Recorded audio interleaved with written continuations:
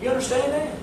I believe God is that important. I believe that God is going to be recognized. I believe God is going to be He's not going to just sit back and let you do it like you want to do it. I believe God is going to call it like it is. You see, we see this right here. God wouldn't allow the children of Israel to worship anybody else. He called Moses and he said, I want you to call all of your congregation. Meaning every single one of them. Every single one of them needs to hear this. Every one of them, every single one of them, not only needs to hear this, but must agree to this. Must understand it. Must accept it. If they don't accept it, they can't be here.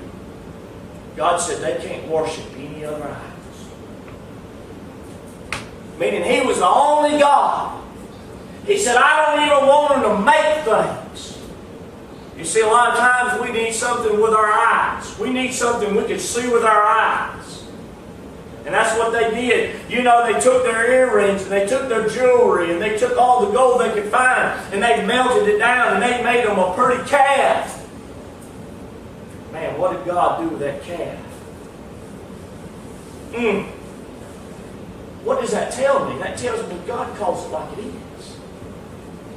He wouldn't even let the calf be. You understand that? He wouldn't even leave it. He wouldn't even just leave it. He wouldn't say, well, okay, y'all move over here and I'm going to teach you what's right. The calf is over here, we'll just leave him alone. He destroyed that thing. He said, it can't be. Because it was made in a challenge to me. It was made in something that's trying to take my place. And when God has said something, when He says something, He means that to be. And when He proclaims something, and He gives us commandments, and He gives us the way things ought to be, He's not going to allow things to just be laid out here to the side. These other beliefs, these other ways.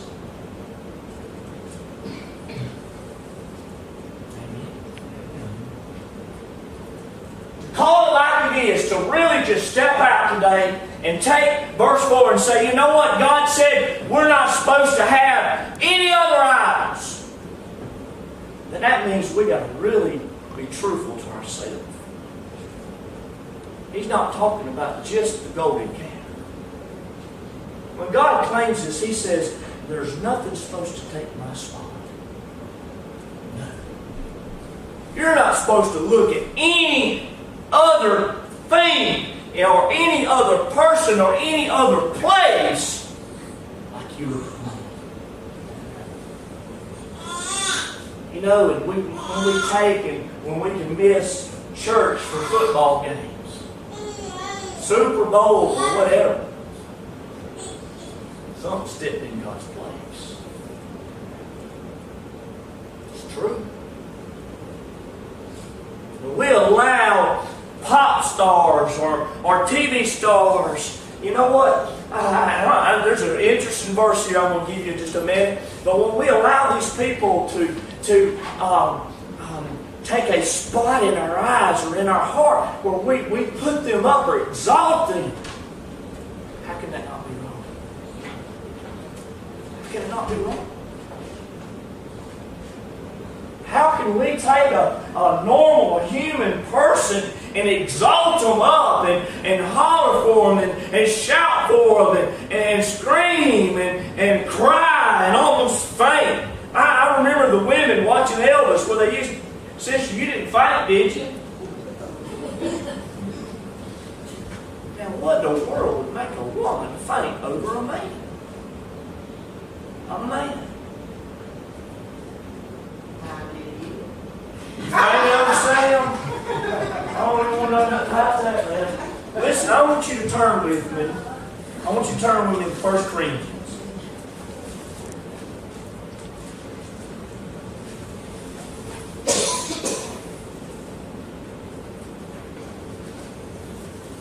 Corinthians chapter 12.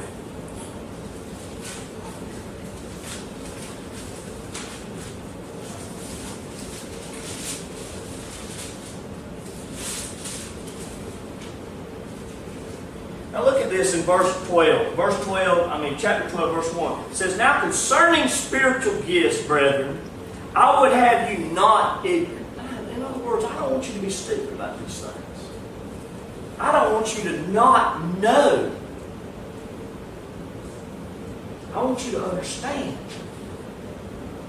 Now when he goes in this, he says in verse 2, "That you know that you were Gentiles carried away unto these dumb idols, even as you were led." Now, I really want to take this. Now, you understand that Gentiles used to be not the cool people. In other words, to the Jews, they weren't the cool people. They were the people that lived on the other side of the tracks. Would you take that? They just wasn't right. They wasn't clean. Something about them just wasn't. They just couldn't hang out with him. But now,